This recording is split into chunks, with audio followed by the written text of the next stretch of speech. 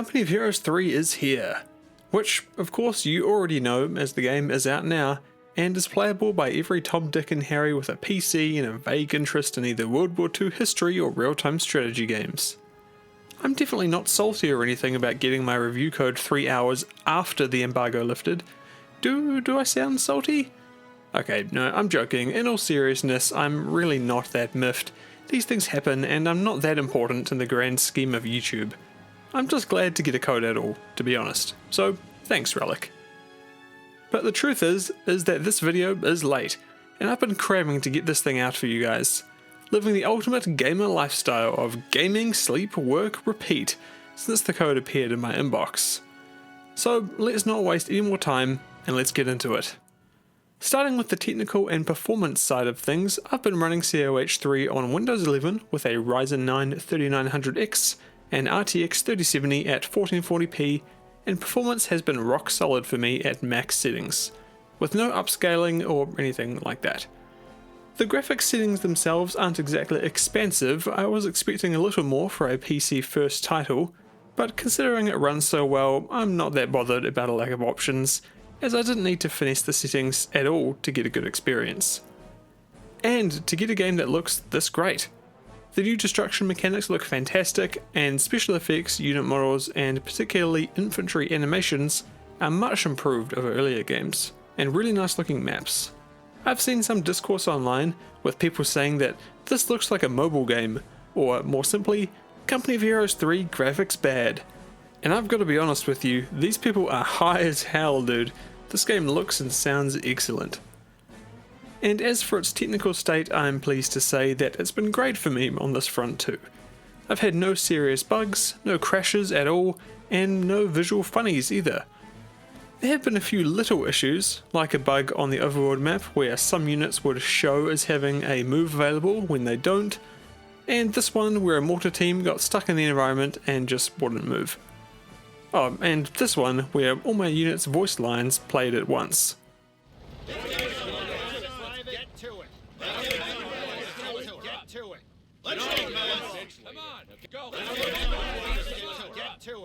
Look, they're minor complaints here, you can rest easy. Now Relic is making quite a point about Company of Heroes 3 being the biggest game in the series at launch, and I think it's fair that they're doing that. While saying that launching with 4 factions is the most the series has ever launched with feels a bit cheap since both Company of Heroes 1 and 2 had only 2 factions at launch, they are technically correct, the best kind of correct. But I do feel like this could have been an opportunity to really come out swinging with a threequel, with either more unique factions or just a larger number of them. Except for the Africa Corps, who are in of themselves a bit of a Wehrmacht spin-off, we've seen all 3 of these other factions in earlier games already, so I feel like some of the luster is lost here. And you know that factions like the Soviets and Panzer Elite will come later in DLC. Saying that does do a bit of a disservice to what is here though, because despite being named the same, under the surface they are actually quite different. The rosters are familiar, but there's quite a few new units and vehicles added thanks to the new theatre of war and the addition of other allied groups inside factions, like the Italian military taking part with the Wehrmacht and Indian troops with the British forces. There haven't been any radical changes to Company of Heroes gameplay formula here in COH 3. It's basically as you'd expect a threequel to be, a refinement, not a redesign. If you've played a game in the series before, you already understand the core concepts to a T. Fast-paced action strategy focused around a small number of tactically significant units, with a particular emphasis on combined arms and tactical abilities and upgrades. The main things that drive home the fact that COH 3 is so massive are its 2 unique single-player campaigns that go alongside the skirmish and multiplayer offerings. And being someone who casually skirmishes co-op with friends and usually stays well away from competitive PvP, these campaigns were what I was most excited for. Starting with the simple one, the North African campaign is the game's traditional single-player story. Similar to past campaigns such as what was in COH 1 and 2, this is a straightforward 8-mission romp that puts you in command of the expeditionary force of the German Afrika Korps under Rommel himself. The story is delivered through some simple cutscenes, pre-mission briefings, and voiceovers, and it works well for what it is. It's not pushing any boundaries, and it's nothing you haven't seen before, but it's a great way to start your experience with Company of Heroes 3 if you're a newcomer, or if you perhaps need a refresher and it's been a few years since you last booted up a game in the series. I'm happy to say that the mission design, though, is quite unique. Don't think you're just going into 8 skirmish matches tied together with a few cutscenes. One mission may have you holding a defensive line only to then go on the offensive and take out certain key structures and units, while another will give you a select number of troops with limited reinforcements and a single king piece to eliminate. The entire campaign doesn't overstay its welcome, and it's a solid addition. The flagship single-player offering, however, is undoubtedly the dynamic campaign covering the Allied invasion of Italy. Relic's been making a big song and dance about this one, and I see why. It's really unlike anything the series has ever done before.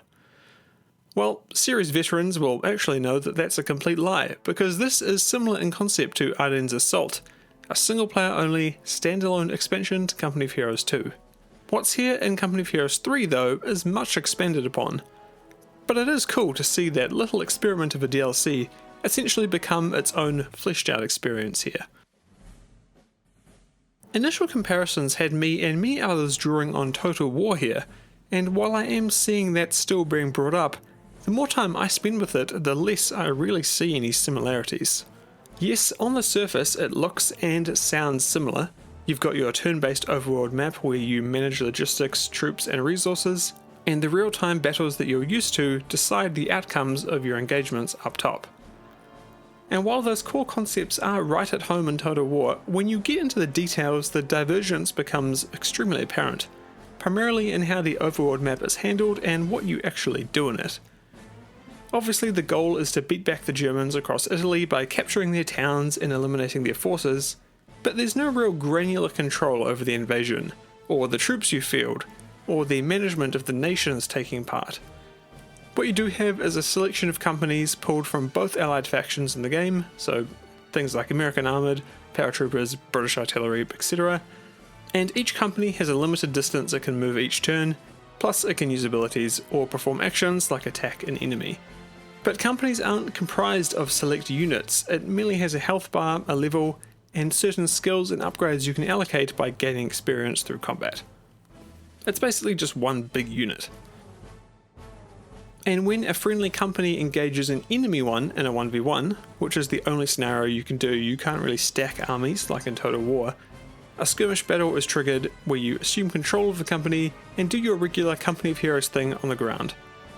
And these skirmishes can range from traditional victory point scenarios to small scale raids to defensive holdout missions and more. The variety is actually pretty good. You can auto-resolve these skirmishes too, but a lot of them do require you to play them out because they're a key story mission or whatever. So what's the point of maneuvering and managing these little things in the overworld if every skirmish battle is just a normal game of Company of Heroes? Well, the most impactful things are unlocking the company's abilities and units, which allow you to utilize them in said skirmish battles. As a company gains experience, you'll get points that can be allocated into a variety of things, like upgrading or unlocking units, or gaining special abilities. And this will make that company stronger as a whole, improving its combat abilities and increasing its strength in an auto-resolve situation. In the overworld there are a few other things to worry about too, such as the towns you hold, some of which can be airfields with a range of aircraft that can provide support either in the overworld or within a skirmish match, as well as offshore assets like aircraft carriers and battleships. In fact, Relic added an entire naval combat system where you can fight ships in real time. Sorry, I'm just messing with you. But imagine if they did though, wouldn't that be cool? Anyway, my biggest issue with the campaign is that it can start to feel a bit repetitive as you go along. Having the multiple company types does help to keep things interesting, but they don't really affect the overworld in any way, and those turn timers can really feel like they're dragging on when you're just watching German planes fly overhead over and over again. Actually, I lied. My biggest issue is actually with the AI. Now, in Skirmish, it's fine, classic Company of Heroes AI, but in the overworld, it's very timid. Basically, it refuses to make any sort of push against your lines, it never really threatens your towns, and it will make brain-dead attacks on your companies despite things being really heavily in your favour. So you can just auto-resolve them away like you're shooing away a fly. The Germans are very happy to simply let you come to them and engage them on your terms. All they tend to do is, like I said, just send out some recon planes. Aside from those 2 points, I did enjoy the campaign quite a lot, though my excitement did begin to wane as time went on. I do think this is ultimately a one and done kind of campaign. I don't really see any big reasons to replay it, unless they maybe added an option to play as the Germans repelling the invasion down the line. But ultimately, I am glad Relic went with something new and made a campaign that you really can sink your teeth into if you like, and I'm sure this will make a lot of players very happy indeed. Do I think it's the best Company of Heroes campaign ever? No, and it's certainly not the best one for me, but despite the AI issues and repetitive nature of it, I do reckon it's pretty high up there. Though I really wish you could mute your commanders sometimes. Anzio Annie's hit us again. Anzio Annie is still hammering our companies. Sir, we must neutralize that gun. Anzio Annie is still hammering our companies. Shut up! Shut up! Anzio Sir, Annie is we still must hammering. Despite the game's focus on its campaigns, I'm sure a lot of you out there only care about and will be spending most of your time in skirmish and PvP. And while I'll leave it to others to discuss the finer nuances of faction balance and gameplay metas, as a casual player in this regard, I do have a few things I'd like to note. Earlier I said that there aren't any radical changes to the core Company of Heroes gameplay in COH 3, and although I do think that's true, some of you may consider some of the new additions, in particular in regards to PvP and skirmish, quite significant. So side armor is a big one. Armored vehicles are now much more prone to attacks from, well, the side, and this nice little graphic is a good way to showcase that. Commanders from earlier games have now been replaced by battle groups, which are used to define your role as to whether you're focusing on armor, infantry, and the like. It's functionally similar, but offers more options in how you split your tree as you go through a match.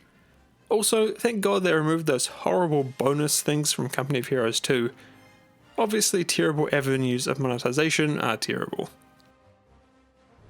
You've also got a new breaching mechanic to reliably and quickly clear infantry from buildings, and a handful of quality of life improvements like automatic squad reinforcement and not needing an engineer squad to construct buildings back at home base. Both of these are really great, and they seem so simple, but they do make a world of difference in the moment-to-moment gameplay.